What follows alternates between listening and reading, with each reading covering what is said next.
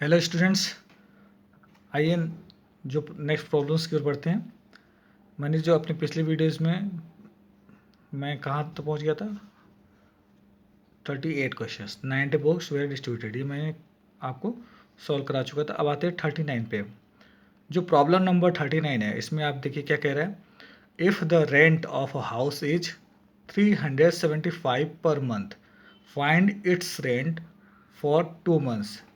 If यदि the rent of house, घर का किराया 375 रुपीज़ पर मंथ, यानी 375 रुपीज़ प्रति माह है। फाइंड इट्स रेट, तो इट्स रेंट मतलब इस फॉर 2 मंथ्स, 2 महीने का किराया बताओ। एक महीने का किराया है 375, 2 मंथ्स का किराया पूछ रहा है कितना होगा। ठीक है, तो 1 मंथ में अगर आपने 375 पे किया है तो दूसरे मंथ में आप कितना पे करोगे, सेम 375, दोनों को जोड़ दोगे, आपको फाइंड आउट हो जाएगा कि 2 मंथ्स का किराया कितना है। या आप क्या करेंगे, rent of 1 month is equal to 375। ठीक है, तो rent of 2 months is equal to 375 multiplied by 2 is equal to, अब आप यहाँ पे कहीं पे अलग पे मल्टीप्लाई करके यहाँ पे देख सकते हैं। 2 5 ज़ा 10, हासिल लगा 1, 2 7 ज़ा 14 और 1 15, हासिल लगा 1, 2 3 ज़ा 6, 6 और 1 7, यानी आ गया आपका 750। इतना रुपीज़ आपको पे करना होगा। ठीक है, अगर मैं पहले जिस मैंने आपको बताया था 2 मंथ्स ऐड करके भी आप निकाल सकते हो। पहले मंथ का, फर्स्ट मंथ का जो किराया होगा, ठीक है ना, वो होगा 350। सेकेंड मंथ का जो किराया होगा वो भी होगा आपका 375, और दोनों को ऐड कर लो।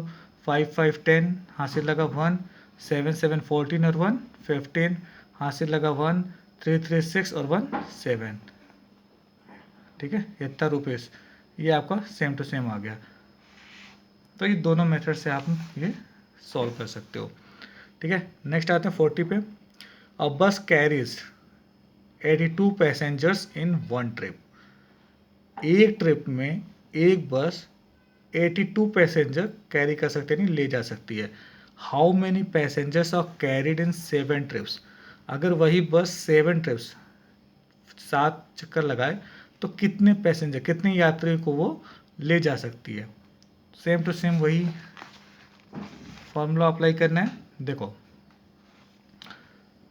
नंबर एक जो ट्रिप है उसके अंदर कितने जा रहे हैं, 82, और 7 ट्रिप्स लगने हैं। ठीक है, तो कैसे देख करोगे,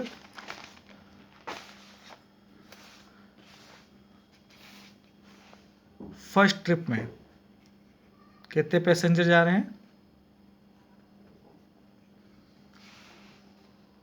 82। ओके, हमने लिख दिया 82। सेकेंड ट्रिप, जो सेकेंड ट्रिप लगेगी तो कितने जाएंगे भाई, सेकेंड ट्रिप में भी 82 ही जाएंगे। थर्ड ट्रिप में कितने जाएंगे, 82 जाएंगे। ओके, फोर्थ ट्रिप में कितने जाएंगे, 82। फिर 5 में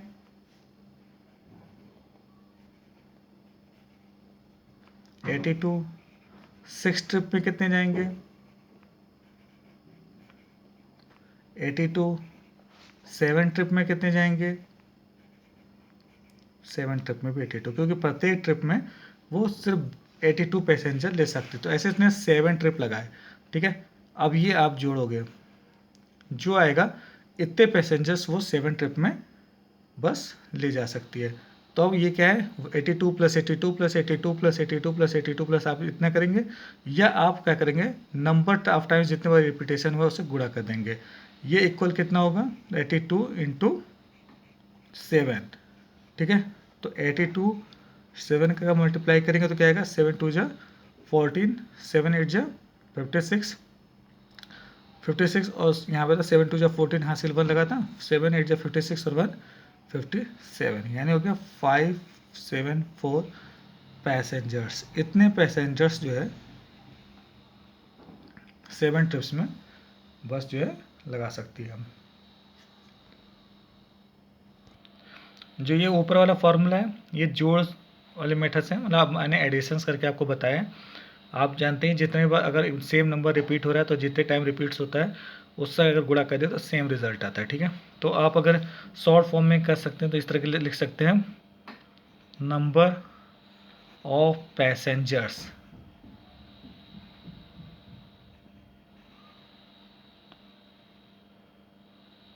इन one trip is equal to 82।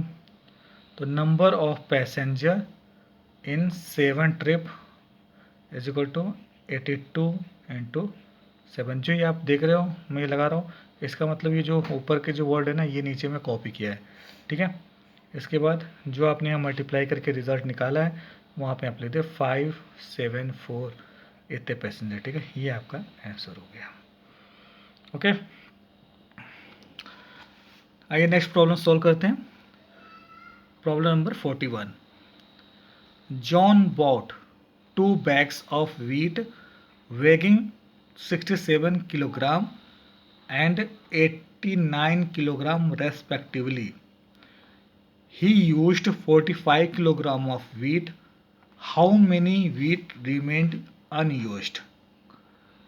क्या कह रहे हैं यहाँ पे, जॉन बॉट, जॉन ने खरीदा 2 bags of wheat, गेहूं से भरे हुए 2 बैग, वेगिंग जिनका भार था 60 किलोग्राम एंड 80 किलोग्राम। दोनों बैग में से एक का जो भार था वो 60 किलोग्राम और दूसरे का था 89 kilogram.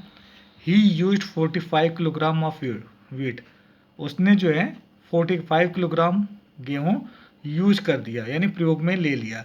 How much wheat remained unused, तो कितना गेहूँ बचा, ठीक है। अब जॉन ने चाहे 2 पैकेट में गेहूँ खरीदे हो चाहे एक पैकेट में खरीदे हो, उसके पास टोटल जो आपका गेहूँ था वो क्या होगा, इन दोनों का एडिशन होगा। अब 2 बोरियों में गेहूँ लेके गया 67 और 89, ठीक है। तो और उसने 45 जो है यूज़ कर लिया, या तो बेच दिया, खा लिया, कुछ भी कर लिया, उसने 45 किलोग्राम स्वीट जो है उसने कंज्यूम कर दिया, उसमें से हटा दिया। तो क्या होगा, जो आपके पास जो टोटल वीट है उसमें से आप 45 माइनस कर दोगे तो आपको पता चल जाएगा कि उसके पास कितना गेहूं बचा हुआ है, ठीक है। तो इसको कर लेते हैं हम।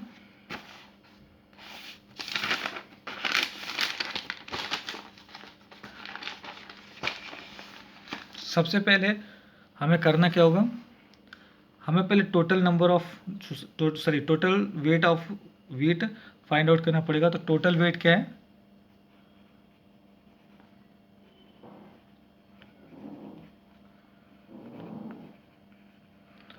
टोटल वेट ऑफ वीट कितना है 67 और 89, इन दोनों को जोड़ दो, क्या आएगा 9 और 7 जोड़ेंगे आएगा 16, हासिल गया 1, 8 6 14 और 1 15 यानी 156 किलोग्राम। तो यहाँ लिख सकते हैं is equal to 156 kilogram. Quantity used, कितनी क्वांटिटी यूज्ड हो गई है 45 किलोग्राम। तो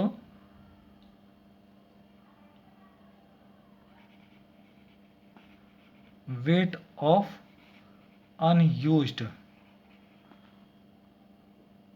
क्या होगा, इज इक्वल टू 156 माइनस 45।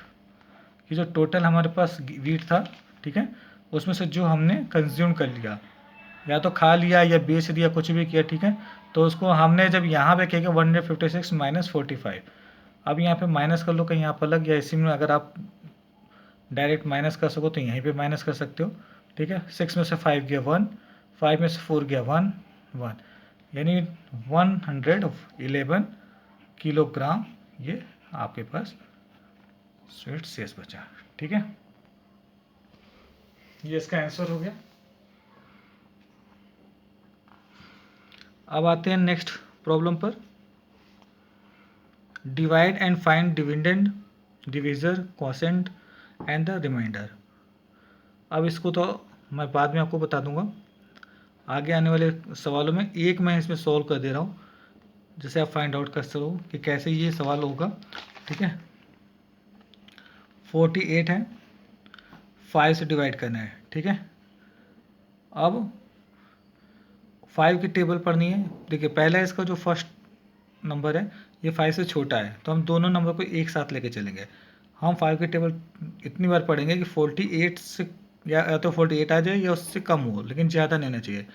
तो 5 9 जा 45, 5 10 जा 50 होता है। ठीक है, तो फर्स्ट सबसे ज़्यादा 5 9 ज़ार 45। ठीक है, ये कट गया, 8 में से 5 गया 3। तो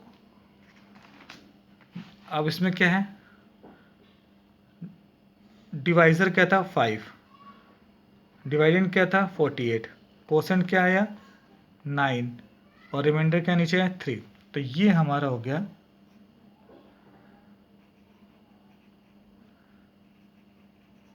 ये हो गया डिवीज़र, ये हो गया कोसेंट और ये हो गया रिमाइंडर।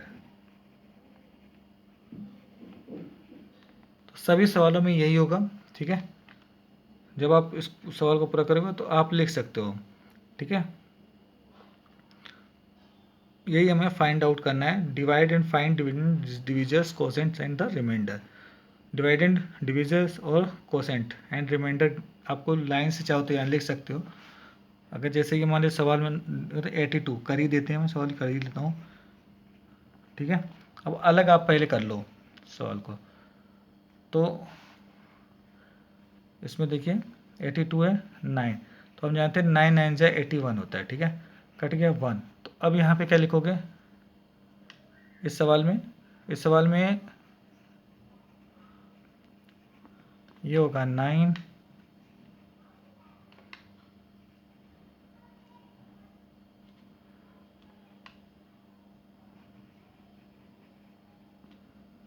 ये होगा आपका 82, कोसेंट हो गया 9 और रिमाइंडर हो गया आपका, सॉरी, रिमाइंडर आपका हो गया 1। ठीक है, अब ये आपका आंसर हो गया। ठीक है, तो आप ऐसे लिख सकते हो, इस तरीके से आप बता सकते हो कि इसका क्या रिजल्ट आएगा। ठीक है, अब आते हैं 43 और 44। ये तो आपको मंथ्स बताने हैं, उन पहले 43 देख लेते हैं। Write down names of the months having 30 days. उन मंथ्स के नाम बताने जिसमें 30 डेज होते हैं, और 44 कह रहे हैं उन मंथ्स के नाम बताओ जिसमें 31 डेज होते हैं। तो ये तो आपको मंथ्स आपने अगर पढ़े होंगे तो हमें पता होगा कि कौन से मंथ्स में 30 डेज होते हैं, किस में 31 डेज होते हैं। तो अगर मैं यहाँ पे मंथ्स लिख दूँ, जनवरी, फरवरी, मार्च, अप्रैल, मई, जून, जुलाई, अगस्त, सितंबर, अक्टूबर, नवंबर एंड दिसंबर। ठीक है, जनवरी, फरवरी, मार्च, अप्रैल, मई, जून, जुलाई, अगस्त, सितंबर, अक्टूबर, नवंबर, दिसंबर। ठीक है, जनवरी से स्टार्ट करते हैं। 31, 28 होता है या 29 होता है, लीप ईयर में 29 डेज होते हैं।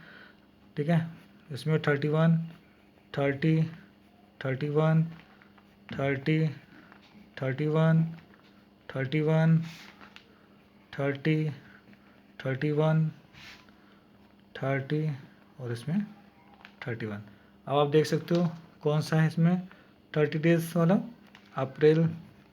ठीक है, उसके बाद जून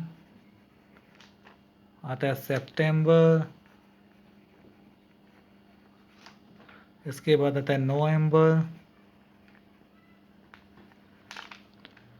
ठीक है, ये हो गया 30 डेज वाले।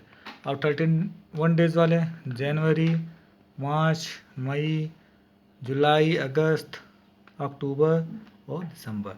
तो इस तरीके से आपको फाइंड आउट करना है कौन से मंथ में, उन मंथ्स के नाम लिखने हैं आपको, ठीक है। तो ये आप लिख सकते हो आसानी से कि उस मंथ्स के क्या नाम होंगे, ठीक है, क्योंकि नेम्स ही लिखना है, राइट डाउन द नेम्स।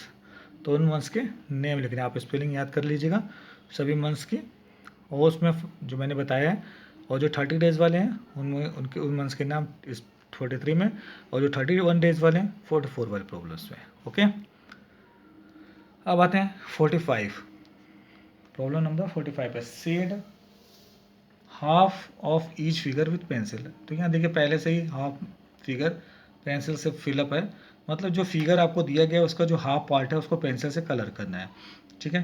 तो आप इसे देख रहे हैं हाफ पार्ट इसमें सब कलर हुआ है। नेक्स्ट है write the fraction in the box corresponding to shaded part in each. अब इसमें देखिए पहले वाले में